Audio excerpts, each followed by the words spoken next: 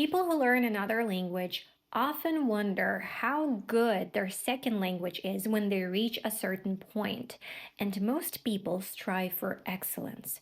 So, what do they usually do? They take some kind of academic test which assigns them a level, like B something or C something. The problem with such tests is that they don't always reflect the real picture or use practical real life testing methods. In this video, I'll provide you with guidelines to assess how good your English is based on real life experiences and interactions with native speakers. It won't be about counting words or knowing academic vocabulary that people rarely use in everyday conversations, which actually make up 90% of our communication. Far too often, people apologize for their English thinking it's terrible, especially during situations like job interviews. But in 90% of cases, they hear a response like, "Your English is great." For example, my husband thought his English wasn't good enough to get a job.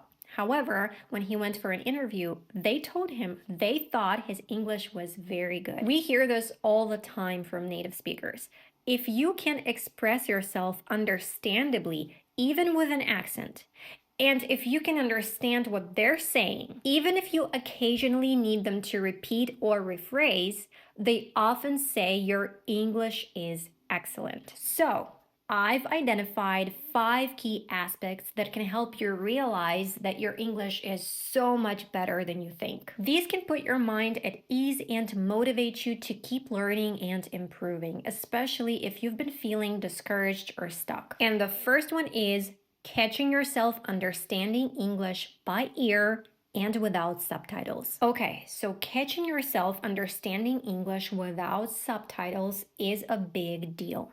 It's like a light bulb moment that shows how far you've come. Think about it. When you're watching a movie, a show, or even a YouTube video, and you suddenly realize, hey, I actually get what they're saying. That's your brain working at an advanced level. If you can understand the gist of what someone is saying, even if you don't know or understand every single word, that's a big win. It means your brain is piecing things together based on context and the words you do know. Honestly, even native speakers don't pick up on every word all the time. What matters is that you understand the gist, the overall meaning. If you can follow the storyline, understand the jokes, and react to what's happening, that's proof your listening skills are on point. It shows that your English is practical. You're not just memorizing words or grammar rules. You're actively using your skills to understand real, natural conversations. And guess what?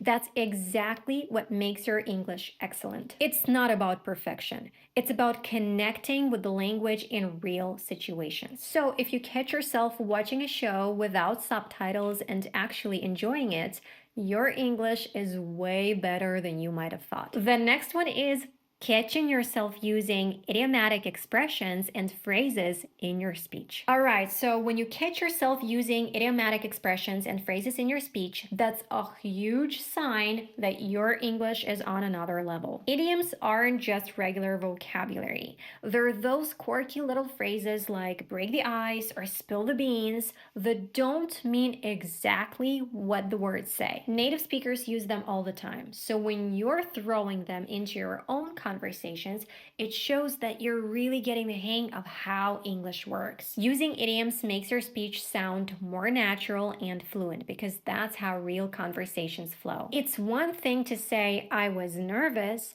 but it's next level to say, "I had butterflies in my stomach." See the difference? One is fine, but the other makes you sound like someone who's truly comfortable with the language. And here's the thing. If you're using idioms in your speech, it means that you've had a lot of interaction with English and quite a bit of experience with the language. Let's be real. Remembering idioms and knowing when to use them appropriately takes time and a solid understanding of context. It's not something you just memorize. It's something you pick up from real conversations, movies, shows, and daily interactions. You might not be 100% accurate every time, but guess what?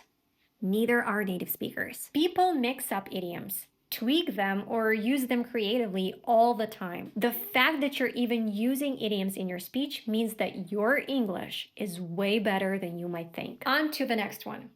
You catch yourself understanding different accents. This is really impressive because accents add a whole new layer of complexity to listening in English. Think about it, there's not just one way to speak English. You've got British, American, Australian, Indian, and countless other accents, each with their own rhythm, pronunciations, and even unique phrases. If you find yourself following along conversations in different accents, even if it's not 100% perfect, it's a huge sign that your English is much better than you might think. It shows that your ears have adapted to how English sounds in different contexts, which isn't easy. Understanding accents requires a deeper familiarity with the language and exposure to real-life situations, movies, TV shows, or conversations where these accents are present. And here's the cool part.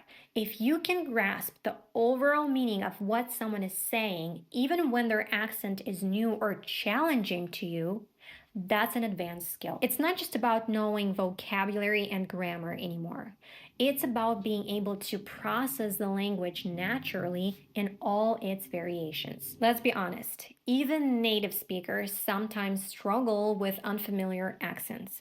So if you're catching yourself understanding different accents, it's proof that your English is way more flexible and practical than you might have realized. That's definitely excellent in real-world terms. All right, now let's talk about not being afraid to talk to native speakers. This is such a huge milestone because it's one thing to practice English on your own, and it's a whole other level to actually use it with native speakers. If you've reached the point where you're willing to start conversations, ask questions, or just chat with native speakers, that says a lot about your confidence and ability in English. Talking to native speakers can feel intimidating at first. You might worry about making mistakes, not knowing the right words, or being judged. But here's the truth.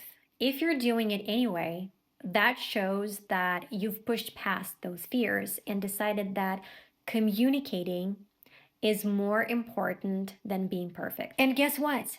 That's exactly what excellent English is all about. Using the language to connect with people, even if it's not flawless. Native speakers rarely expect you to be perfect. In fact, most of them admire the effort you're putting in to speak their language. And by talking to them, you're not just improving your speaking skills. You're learning how real-life English works, from slang to natural intonation. And that's something you can't fully get from books or apps. And lastly, let's dive into not feeling embarrassed about your English, because this is such a game changer. If you reach the point where you can speak English without constantly worrying about mistakes or how you sound, that's a massive sign of progress. It shows that you've accepted that learning a language is a process and that making mistakes is part of the journey. Here's the thing. Nobody speaks perfectly all the time, not even native speakers. They mix up words, pause to think, and sometimes use the wrong grammar too. So when you stop feeling embarrassed and just focus on expressing yourself, you're doing exactly what fluent speakers do. Communicating confidently, even when it's not perfect. Not feeling embarrassed also means that you're willing to put yourself out there. You'll speak up in conversations, ask questions, and even joke around, all of which make your English feel more natural and real. Plus, it makes people more likely to engage with you because confidence is contagious. If you can laugh at your mistakes, take feedback as part of learning, and keep going without beating yourself up, it's a sign that your mindset has shifted. And honestly, that's one of the biggest factors in learning any language. It's not just about knowing words and grammar. It's about using what you know without fear. That's what makes your English not just good, but excellent. Listen, your English might never reach the level of a native speaker, and that's absolutely normal. But it doesn't mean that your English can't qualify as excellent. To be honest, it's very subjective. Many factors play a role here, like your age, your background, and the opportunities you've had. For example, if someone starts learning English in their 60s and reaches a level where they can communicate with others, I'd say their English is excellent. Or if someone comes from a very poor background, learns English on their own, using whatever resources they can find, and achieves a conversational level, even if they have an accent or make mistakes, I'd still say that their English is excellent. And by excellent, I don't mean there's nothing more to learn and you've mastered every skill and there's no room for improvement. I mean, it's excellent for that person in their specific situation and in real life settings. Because there's always room for improvement, even for the smartest and the most skilled. What I want you to remember is this. Even if you practice English just a little bit, but do so consistently, your skills will inevitably improve.